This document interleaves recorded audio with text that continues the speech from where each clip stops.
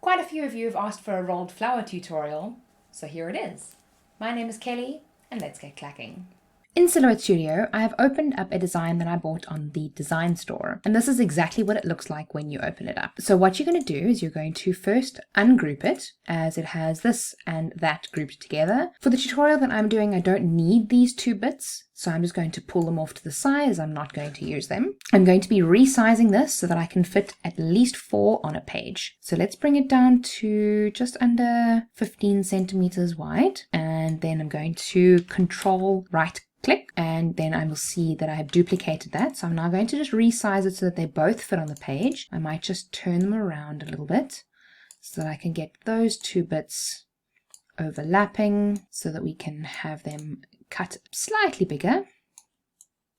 Highlight everything, resize it again, and then just move it around so that I can fit them neatly onto the page without going too close to the border. And then I'm going to press Control and down arrow on the keyboard just to duplicate those again. Bring them down a tiny little bit because that gap was a little bit close there. I might even move that one up a tiny bit. And there I have 4 on the page. So because of the way that this cut file was set up, when you click send in the send panel, they will already have cut lines. There are a couple of tricks and tips that I want to go over when it comes to cutting with cardstock on your Cameo, but we'll go over that in a second while we're busy loading the mat. Let's first check on our material. So I've already cut quite a few of these. So I use the cardstock heavy textured. The action, I just turned my Cameo on, so the action will now auto detect.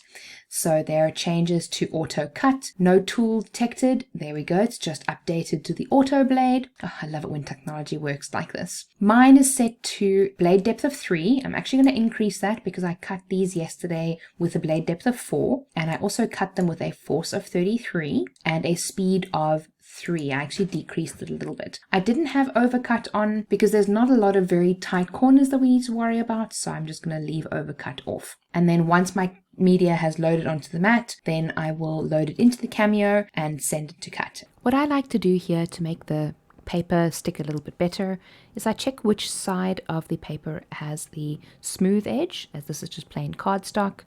And then I have some pieces of sticky tape around the edge of the mat, which you can see. And I like to lift them up and stick them on the mat like that to make sure that the mat sticks a little bit better.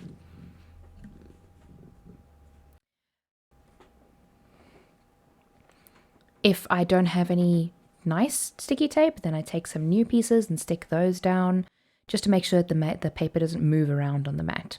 And once that's done, I really like to give it a good burnishing to make sure that it sticks properly. As we all know, it can lift up quite easily.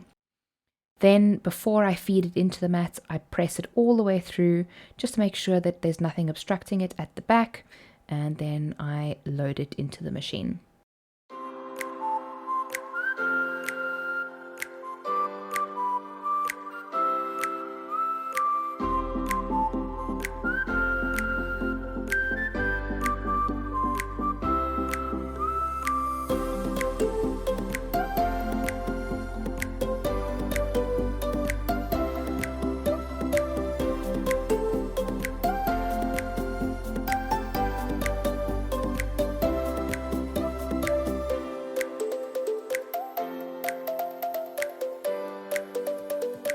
Alright, now that this is cut, let's undo all of the tape and get it off the mat.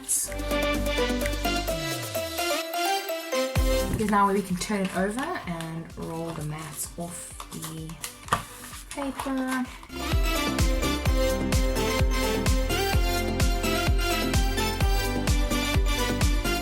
So we can see here that it's pretty much cut perfectly. It might just need a little bit of convincing every now and then just to get it off, but you can see how much of a perfect cut that this actually was.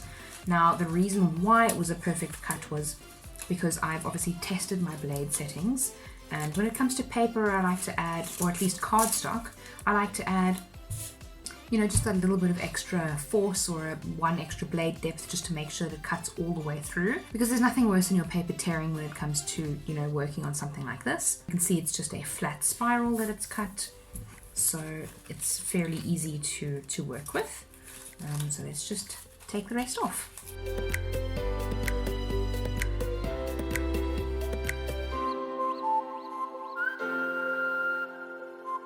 And then this we can put into the recycling.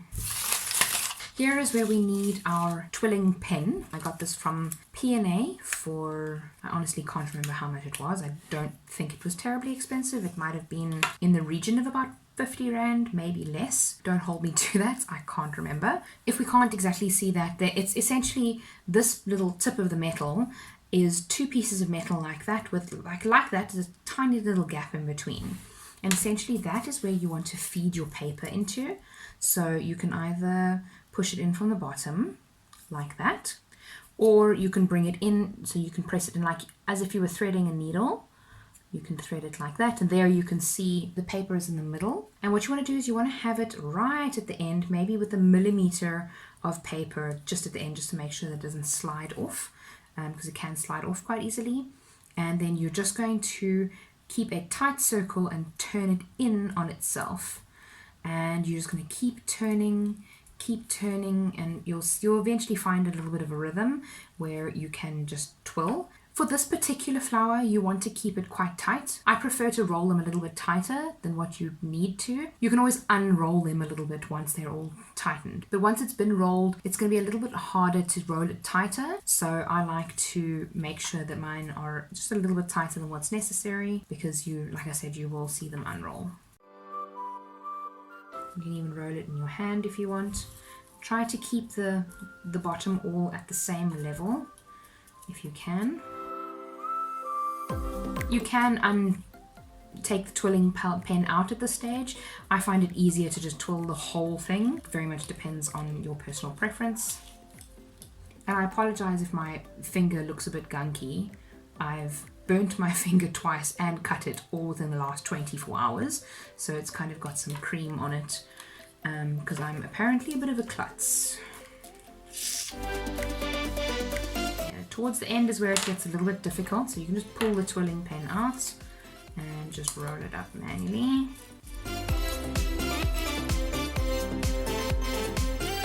Okay, now you'll see there's a little bit of a circle on this side. This is what you're going to use to glue everything together. So what I like to do in this case is to bend it a little bit so that it sits flat on the ground. And then I take my jewel bond, and I'm quite generous with the glue, just purely because I don't want it to come loose. So I glue like that. Scrapbook is probably screaming at me right now, but sorry. Okay, now this is the part that gets a little bit tricky. What you want to do is you can just pop it up like that, but you also want this particular flower to unwind a little bit. So that's what it looks like before you even started. It might be a little bit higher in the middle than what it should be, because it's obviously angled up a little bit on the inside. So what you can do is you can just simply let it go, and then you'll see how it unravels quite a bit. And then you can press everything down so that it's all on the same level, and then just press it down onto the base. And that's quite simply what I do to make my flowers. This is jewel bond, so it glues very well. So you won't really have to worry about too many of these petals coming up. The majority of them will be glued down and they won't move. And that is exactly how you make your flower. It's pretty much stuck down there already, and you can even, fold these up a little bit more if you wanted to. The last layer does tend to lay a little bit more flat, and then we just carry on with the rest. So once again, we put the pen on the inside, leave a millimeter gap, roll it in on itself, and just keep going.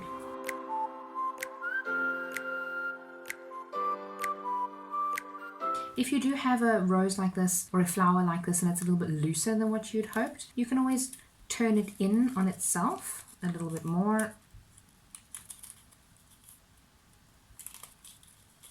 And then just kind of turn the inside. Obviously this works nicely for me because I've got long nails, so I can a little bit more easily turn it. And there it tightens it up a little bit more. I like to also hold it for a few seconds just to make sure that it is actually going to stick. With jewel bond, it bonds quite quickly, and it's a very strong glue, so that's also another reason why I like to use it for this. But it shouldn't really matter. I mean, there are lots of glues out there that you can use, lots of different types of glues, so it shouldn't really matter terribly much which one you want to use.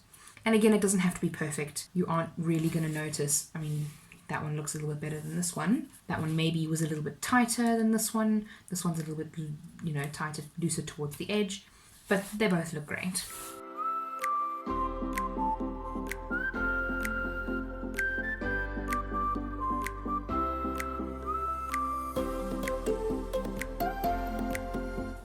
And now we multiply them.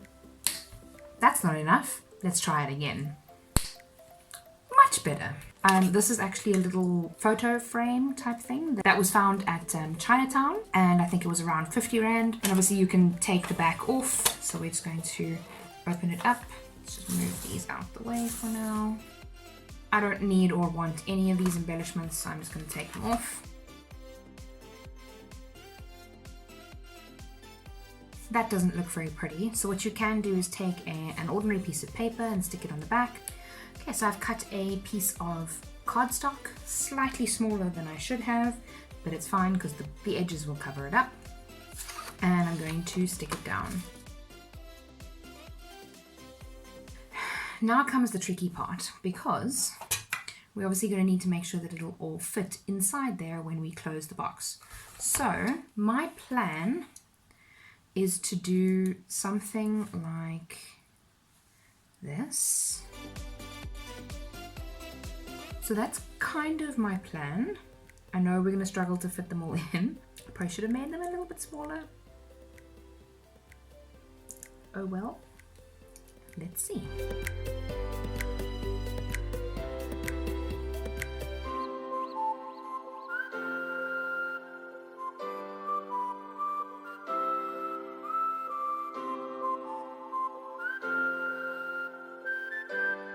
Squish them up a little bit more. See if we can fit them all in.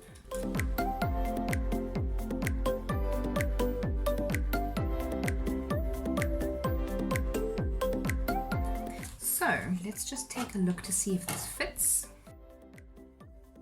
And it totally does. Just. So let's carry on with the rest.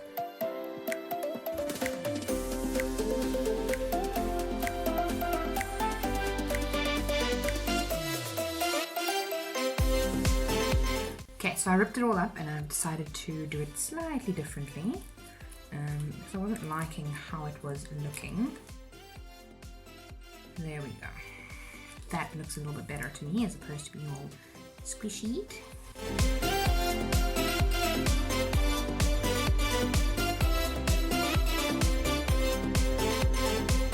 And there we go. So that's exactly what I wanted. And now we're going to put it into the casing. Probably should wait for it to dry for a few seconds before manhandling it. So I'm going to angle this to the one side first, just to make sure that all of those get in properly. Then we can deal with all of the other bits. Scraper to kind of press everything in gently. Pretty sure everything is in. That all looks good. And let me just close these at the back here. Ta-da! And now what you can do is you can take some vinyl and put a lovely phrase over the front of this. You know, this would be a great Mother's Day gift. Mom, at least now you know what one of your Mother's Day gifts is going to be. I'm going to find a nice piece of vinyl, clean it off with rubbing alcohol first, because of course this is a little bit dirty from, you know, being touched and everything, and then put the vinyl over the front. And that is pretty much your project. I really hope that you guys enjoyed this. I have set up something called Buy Me a Coffee. Obviously when it comes to doing all these projects and showing you guys all how to make them, I pay for everything out of my own pocket. So if you would like to support me and help keep the channel going and help me to be able to buy more things to be able to show you guys some more tutorials, I'll leave a link in the description, and any support would be greatly appreciated. Like, you have no idea. If you enjoyed this video, please give it a thumbs up. Subscribe to my channel for more crafting tutorials. You can obviously cut this with both your Silhouette and a Cricut. It doesn't matter. And I hope to see you in the next video. So remember, be kind to someone today. See you soon.